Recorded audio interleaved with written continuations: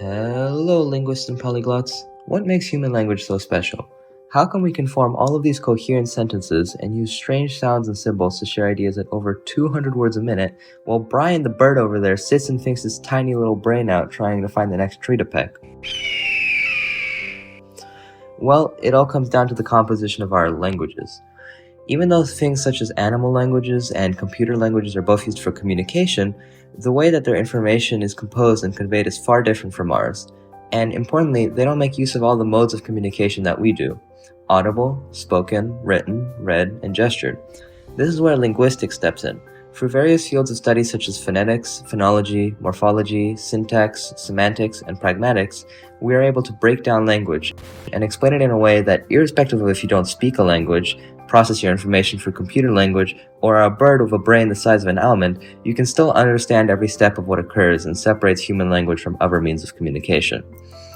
Another thing that makes natural human language particularly special from computer language is that human language is abstract in its competence.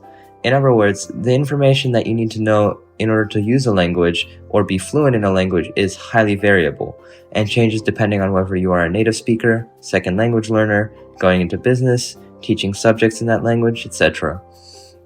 However, computer language is finite in its competence. In other words, there's a set amount of data that encompasses the whole language, and everyone or everything who speaks the language, in this case a computer, must know every aspect of the language in order to fluidly communicate in it. Another key difference comes in the form of performance, and no, I'm not referring to everyone's middle school theater show. Performance in linguistics actually holds another meaning, indicating how a speaker actually uses language in real situations, including grammatical errors and hesitations like ums and uhs. In real human speech, there are a lot of non-linguistic sounds, or sounds that hold no communicable meaning. But even so, our brain constantly filters out the honks of car horns, the grammatical mistakes in someone's speech, and even Brian screaming in the background. However, in computer language, you can give them all the necessary information, but if it's mixed in with random lines of code, errors, and distractions that don't serve any purpose, the whole program will break down.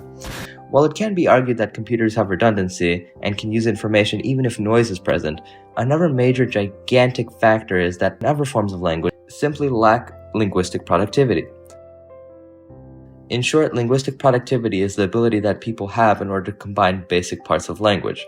For example, if I showed you this picture of Brian and said it was called a wug, now there are two of them. So you could say that there are two. Go on, say it out loud. What are there two of? Exactly. Most people would have answered two wugs. And this is the exact nature of linguistic productivity, in which you are able to take an absolutely nonsense word and attach something onto it to assign some extra meaning. Many children around the age of 4 or 5 actually fail this test and instead say to wug when asked a question because they're not familiar enough with the language and plural structures to be able to attach affixes to words like this. This is exactly the most important thing that separates human language from any other form of communication, because no animal or computer possesses the capacity for infinite linguistic productivity. That is to say, animals like Brian can convey very complex ideas with birdsong, but they have no sense of rules in their language and are completely unable to combine two or more different rules in the language to consciously form new words, sounds, and ideas.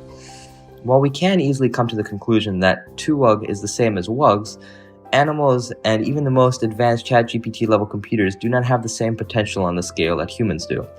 In short, human language has the capacity to evolve and change itself, and in the right social context we can get new words through colloquialisms or slang, and perhaps even new forms of grammar to describe things in the language that we previously had no need to discuss.